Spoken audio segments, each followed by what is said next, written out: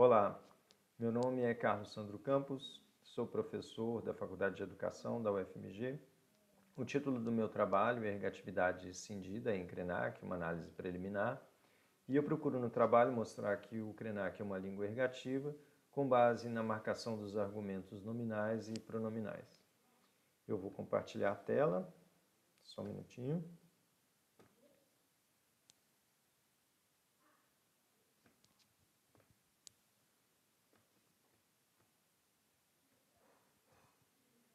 Bom, então nós temos aí o título, Ergatividade Cindida em Krenak, é um questionamento, obviamente. Cindida diz respeito à cisão no alinhamento dos argumentos, ora nominativo acusativo, ora ergativo absolutivo. Uma análise preliminar. Um pouquinho sobre os botocudo. O povo denominado botocudo, em referência aos botox que eles usavam, de madeira, nos lábios, se autodenominavam Borum e habitavam as florestas de Minas Gerais e Espírito Santo, e falando variedades linguísticas muito semelhantes entre si, né? Eram vários povos, como o slide mostra, né? São vários nomes, e a evidência desses povos que nós temos hoje são as listas lexicais registradas por viajantes europeus nos séculos 18 e 19, melhor, 18 e 19. Infelizmente, a qualidade desses vocabulários não é muito boa, né? não tem uma qualidade linguística muito boa, nenhum deles tinha formação linguística, e por conta disso eles são basicamente lexicais, há poucos registros que tratam da gramática da língua, e isso faz então com que nós não tenhamos certeza se havia uma inteligibilidade entre esses diversos dialetos e sobre a informação gramatical também dessa língua, uma informação mais robusta. Dos povos botocudo, apenas o grupo Krenak hoje existe falando sua língua, né? O grupo Krenak ele é composto de indivíduos na Crerré e em Gutkrat, e hoje eles contam com 434 indivíduos, segundo dados da CIASE 2014. Há outros grupos botocudo que restaram, mas não chegaram até os dias de hoje falando sua língua, como os Aranã e os Mucurim, por exemplo. Os Krenak são os únicos que ainda falam a língua. Esse falar a língua, porém, é um pouco complicado, porque nós sabemos que alguns indivíduos ainda falam a língua, todos eles falam português, mas assim, a proficiência na língua deles, infelizmente, é desconhecida. Provavelmente todos falam a língua como segunda língua. Bom, aí sobre a obtenção dos dados e a metodologia, o estudo que eu apresento aqui foi baseado em 5 sentenças que eu obtive numa visita que eu fiz à terra indígena Krenak, no município de Resplendor, em Minas Gerais, no ano de 2004. Essas 5 sentenças, elas foram conseguidas a partir de uma visita que eu fiz à escola, né? O meu objetivo lá era visitar um grupo Machacali, que se encontrava hospedado lá, mas aí eu tive a oportunidade de ir à escola e encontrei um professor com sua mãe, falando Krenak, e havia uma frase escrita em Krenak no quadro, e a partir dessa frase, então, eu encontrei motivação para pedir a eles que me falassem algumas frases em Krenak, e o professor gentilmente se ofereceu a escrever essas frases no quadro. Foi quando eu pude copiá-las e pedi à mãe e ao próprio rapaz que me indicassem a pronúncia de cada palavra para que eu pudesse transcrever foneticamente. As frases são: ele gosta de arroz, eles vão para a cidade, você quer água? E a mãe do rapaz respondeu como eu quero água. O passarinho voou, eles gostam de nós, que foi respondido também como eles gostam de vocês. No trabalho, eu analiso essas sentenças e comparo com outros dados da língua e com dados de outras línguas macro-G, especialmente o Machacali. Essas são as sentenças ditas em Krenak. Né? Aqui nós temos 6 sentenças, porque uma delas, a segunda, foi a sentença que já estava no quadro, que eu copiei também.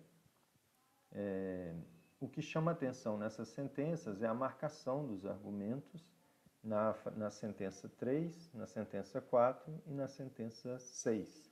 Né? Tem esse morfema que eu interpreto como uma marca ergativa, né? E a gente vai discutir mais sobre isso. Seria então esse elemento uma marca ergativa?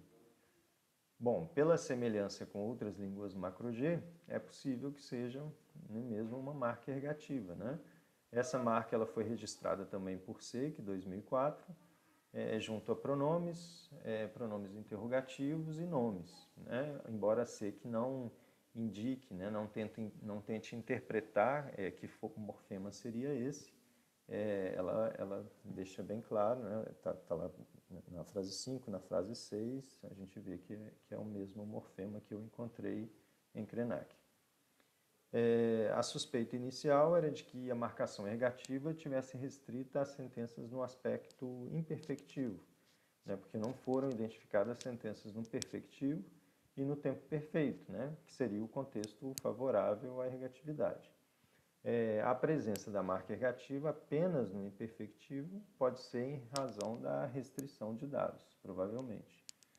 Há poucos dados, como eu disse, são 5 sentenças, e eu tentei, então, fazer comparações com outros dados de outros trabalhos.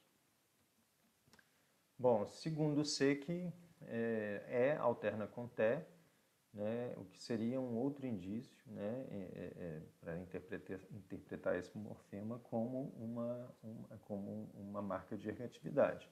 Então, na sentença 7, nós vemos aí TE em vez de E. Né? Bom, nas línguas macro-G, os marcadores ergativos apresentam frequentemente a forma TE ou pelo menos a vogal E.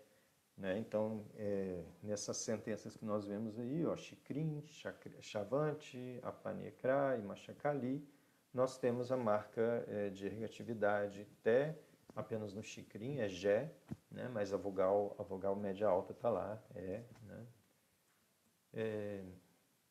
Já em Silva, 2018, há a comparação entre algumas línguas macro-G, né, a comparação justamente dessa marcação ergativa, e nós vemos que ela varia um pouco, né, Té, Ré, Gé, T, T e E em Guató, né, indicando que várias línguas do tronco macro-G apresentam pelo menos a vogal média alta. Isso então seria um indício de que o morfema em questão no Krenak seria uma marca ergativa. Bom, um outro indício seria a presença dessa marca em verbos descritivos e expressões temporais. Né? Então, por exemplo, SEC mostra alguns dados do Krenak que apresentam também essa marca. Né? E essas construções são justamente construções descritivas, né? Com verbos descritivos. Então, o caminho é reto, ele é alto. Aí, novamente, nós temos, inclusive, a alternância entre E e Té, né? Mostrando que se trataria de um mesmo morfema. Esse mesmo fenômeno é curioso que acontece também no Machacali, né? É muito comum ter em Machacali algumas construções com verbos descritivos e haver, então, a marcação com essa marca Té. Então, por exemplo, a laranja está vermelha e o arroz está caro. A marca ergativa aparece também, apesar de ser um verbo descritivo. Um estudo bem antigo, né, um alemão que esteve aqui, Ehrenreich, de 1896, ele traz também algumas expressões que ele trata como nominalizações. Essa marca também aparece. Então, taru na verdade é céu, então eu estou interpretando que seria céu, a marca ergativa, e um verbo que seria escurecer, né? seria uma construção muito semelhante às que eu mostrei anteriormente com verbos descritivos. Aqui a tradução que Ehrenreich traz é tempo de fome, mas na verdade no dicionário de Monteiro ele dá um outro significado, então provavelmente é escurecer, tá? Então escureceu, algo assim. Tarut é Kurhu, que seria o tempo de vento, né? Que ele traduziu como tempo de vento, mas seria o céu sopra, né? Seria também uma construção ergativa.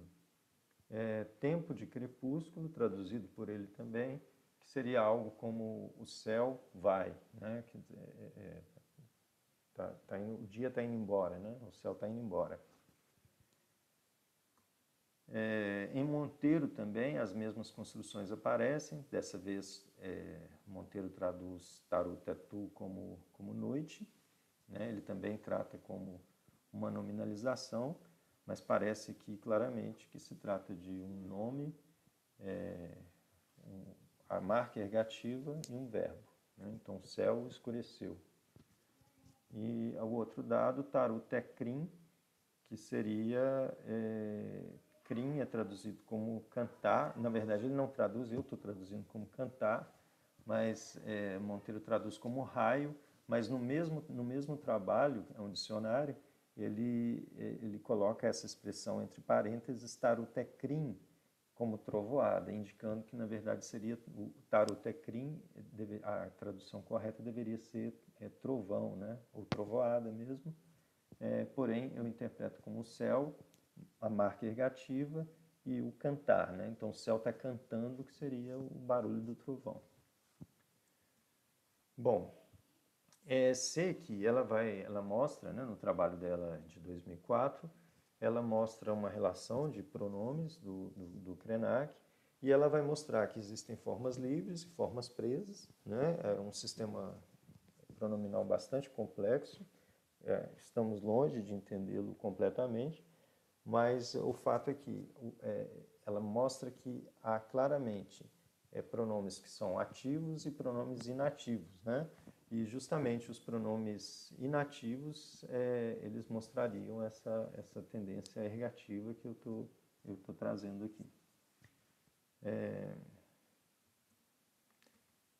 Só um minuto. O curioso é que ela não menciona, né, ao tratar dos pronomes, sobre essa marca ergativa, mas é claro que ela não associou essa marca à ergatividade. Bom, em relação aos pronomes, nós vemos duas possibilidades, né? Então, alinhamento ergativo absolutivo ou um alinhamento nominativo acusativo, né? Secchi, aliás, Pessoa 2008, em relação ao trabalho de Secchi, comenta que algumas das formas pronominais livres podem ocorrer como sujeitos de verbos descritivos na posição de objeto e como indicadores de posse. Isso evidenciaria que o alinhamento, então, seria nominativo acusativo, né? Sem a presença de no caso da primeira pessoa e da segunda pessoa do singular, né? Então, se a gente voltar lá nos pronomes trazidos por Secchi, nós vamos ver que a marca ti e a marca roti ou ruti, que ela traz, né? Essas marcas, elas não apresentam nos dados que eu consegui, nós não temos a presença da marca te, né, diante desses pronomes. Já diante do pronome nhan, essa marca ergativa apareceria. Então, a hipótese seria que os pronomes ti e os pronomes roti indicariam uma cisão nominativo-acusativo, né? Um alinhamento nominativo-acusativo. Já a terceira pessoa seria um alinhamento ergativo-absolutivo. Bom, existe a possibilidade de as formas de primeira e segunda, que são essas duas aqui, ti e roti, serem oriundas do marcador ergativo te, né? Uma possível explicação para a cisão nominativa-acusativa dos pronomes de primeira e de segunda a sua forma ter origem no marcador ergativo té. Né? Se a gente olhar, ti parece com té e roti parece com roté. Por ter perdido sua função de marcador, as duas formas pronominais teriam passado a exibir alinhamento distinto, diferente do marcador de terceira do singular. Evidência para essa hipótese é o seu registro como te, ou como ratê, ratei, feito por alguns autores, indicando uma pronúncia mais próxima do marcador té.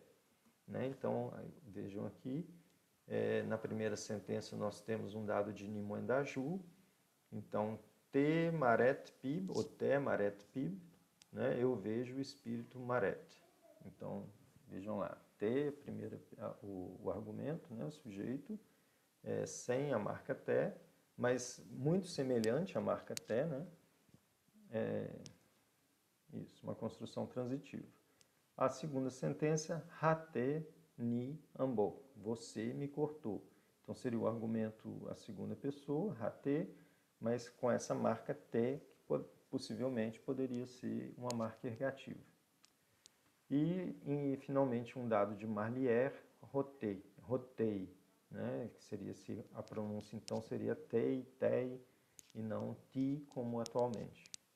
Bom, então essa pronúncia diferente seria um outro indício de que esse ti do pronome de segunda pessoa, roti, e o ti de primeira pessoa, eu, seria, na verdade, um resquício de uma marcação ergativa.